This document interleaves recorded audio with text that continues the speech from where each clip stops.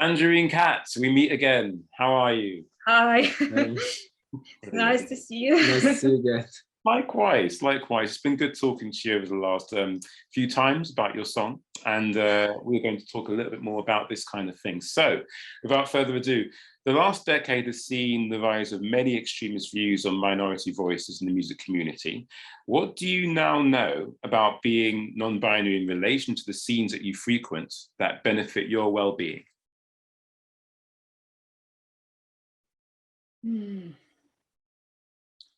It's very hard to say because это смотря с чем ты сравниваешь. It depends what you have to compare.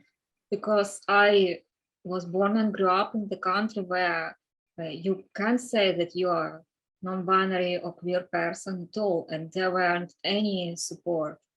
Wasn't any support. So when I came to UK, I realized that there are a lot of support for non-binary people, for non-binary musicians, and especially for young musicians. So I feel like there are a lot of support, but still it's very hard because it's hard for me because I'm non-binary with different cultural background. So I don't fit in sometimes in Western non-binary groups, and I can't, я не могу получить эту поддержку.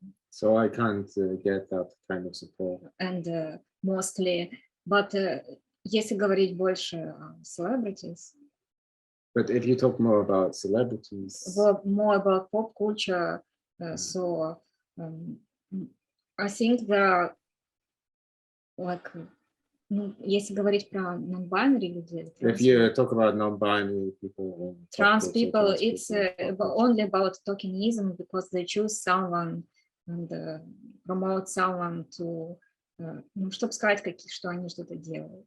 To show that they're doing something. But actually, there are the same people, like mostly like white middle class men, white rich men, like who choose everything по ихним вкусам. Depending on their taste. И вы можете увидеть это у нас везде. Yeah, sure. And, you can see that here everywhere. Yeah? Yes, and для non-binary людей там нет места на самом деле. And there is no place for non-binary people now. I think, like, популярный большой music industry, but and it's of course it affects our well-being and. Sure. I think people are becoming a little bit more savvy to that now, especially when it comes to, like, say, I don't know, Barclays endorsing Pride, and it's like you're literally pink washing. You're using that to make your product or platform more agreeable for people that you want to sell to. But I think people are really cottoning on to that. So, yeah. And people more look at your image, both at your, if you have money and if you have some kind of right image, like Western non-binary culture, more like middle class and higher class Western non-binary culture. For sure. This is also a problem. Indeed, indeed. This is good. The Help the Musicians Award has impacted your career in a time where the arts are particularly under threat from a UK government that undoubtedly undervalues their contribution. Do you think this is because music shares the 21st century's ever-expanding media landscape? Keen as ever to hear your considered thoughts on this subject.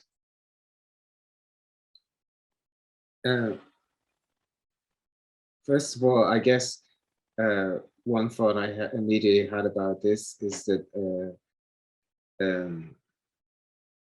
we never applied for any grants ever before, and we were very skeptical about applying for grants. So it was kind of, but we decided to apply for this particular grant because we have a lot of fans, and I make music for 30 years, and we still haven't any vinyl, and people ask about vinyl all the time.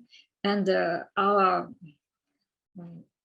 like I know quite a lot of musicians and middle class musicians who, которые еще начинающие музыканты, они уже в UK свои винилы делают. Who are just starting, you know, the first year in music, and they already have vinyl release and all these things.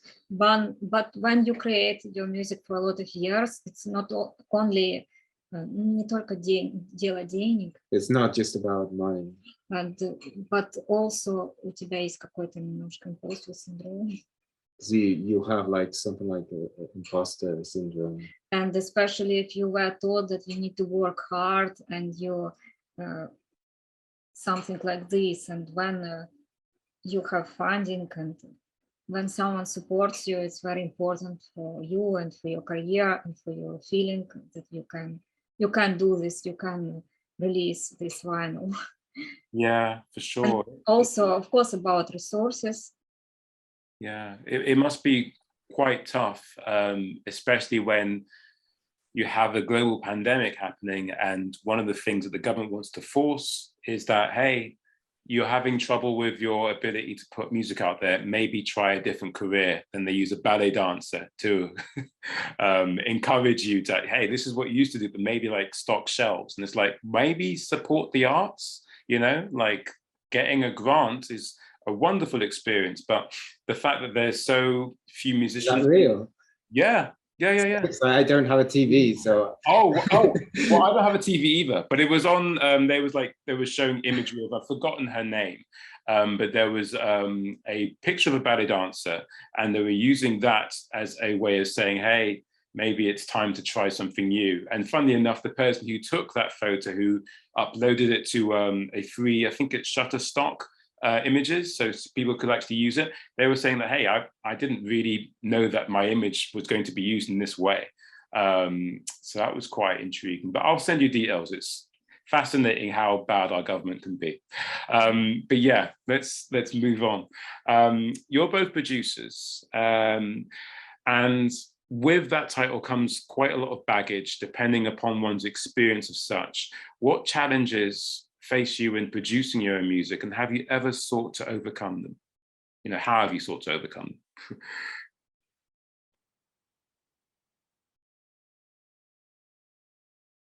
them? Challenges. Дело в том, что сейчас в основном популярны стриминг-платформы, как Spotify, например. Ты можешь промоутировать. Like the most popular platform is like streaming platforms like Spotify. This is how you can promote your music. Самое эффективное. This seems to be the most effective place where everyone wants to advertise, promote their music at the moment. But you need to make music in a particular genre, because если ты делаешь что-то экспериментальное, ты не попадешь в editorial playlist. So if you make something experimental, you won't get into an editorial playlist, for instance. Okay. But, и это очень большой челлендж. So this is a big challenge. Чтобы оставаться делать что-то свое. To remain doing everything that you want to do. Sure. It's fascinating because your answer actually highlights a completely different form of inquiry. I mean, what I was really trying to get at is that there is this saying that if you're a producer and you're creating someone else's work, then there is a fundamental objectivity there, yeah? But when you're working on your own music, the common knowledge is that it can have more issues because there's more subjectivity involved. And I wanted to see if you saw that as being something you've had to like overcome in time, you know? Well, hopefully we've overcome it.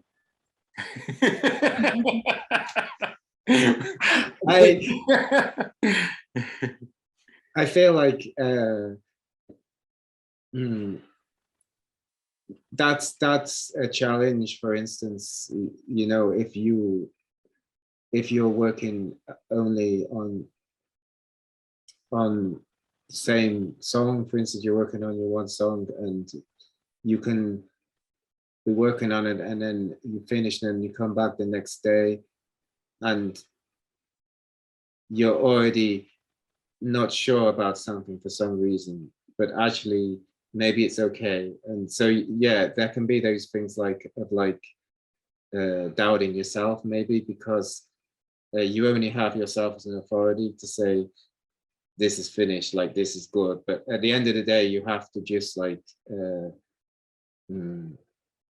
maybe it is subjective, but then everything's subjective. So you have to just maybe go with like, okay, I released this, and people have said, what of people that I trust to what have they said about the way you've made the music, how you've done it, what, you know.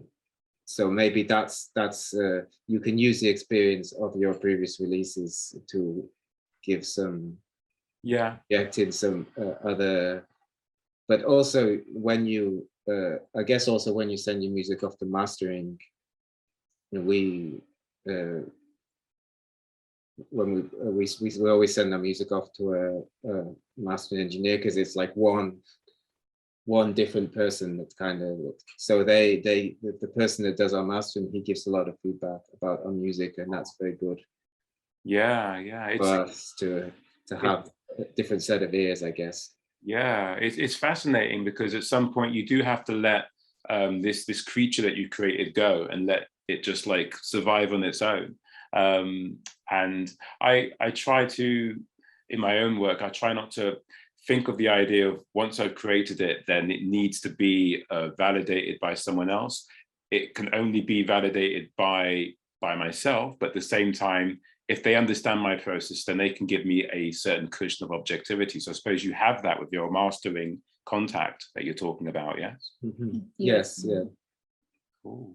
But yeah, we should touch upon what you were saying regarding the aspect of streaming. Like, so much has been written about it, especially in the last 18 months, that you can't avoid that kind of thing. Is there anything that you've learned about the world of streaming and how it can help your music that perhaps you didn't know, say, 18 months ago? Is there any recent discoveries you've made?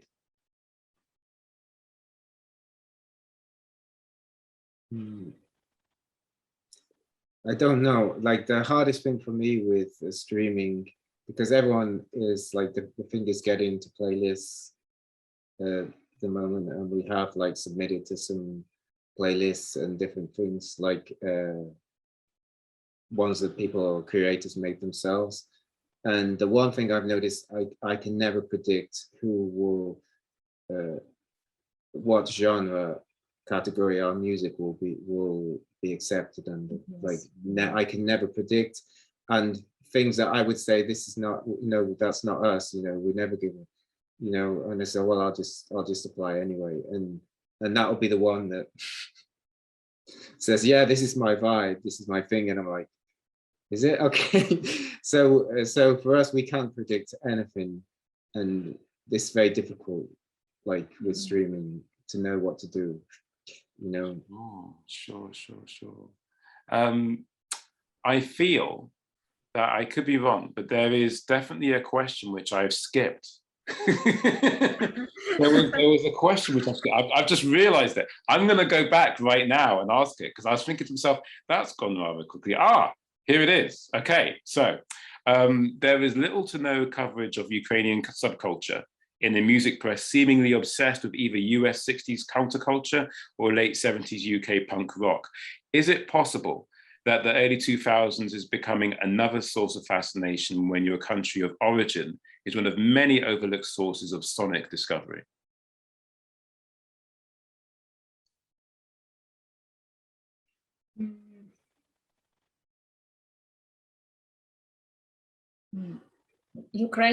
I can say that Ukrainian subculture is very underground, because there are not a lot of money in Ukraine, and not a lot of labels, and no big labels at all.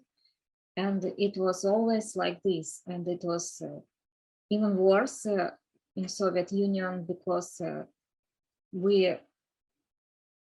only Russian punk scene was visible.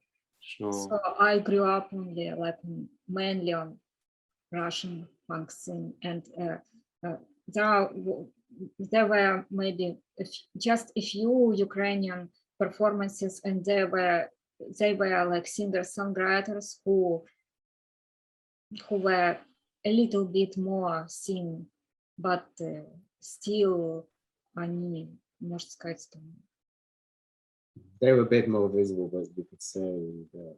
But still they weren't very famous, and mostly, как бы сказать, в народе. And mainly like among the people, as it were. Okay. Where would one start if one? Like, I guess I would say grassroots now, but like. Sure. Yeah. There are a lot of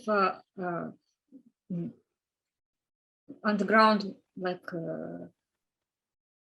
Ukrainian subculture, like underground scene is very interesting. There are a lot of experimental bands in different genres, and I think it's really original, really interesting, but they are very poor, and sometimes gigs are illegal in illegal places, and we also performed like this for years, and каких-то подвалах, like in some basements, like in some rooms, and there are like a few people who hold the music market in Ukraine. These people very far away from music, and they are like mafia. They have money, and they put money in musicians that they like, and there are quite a few.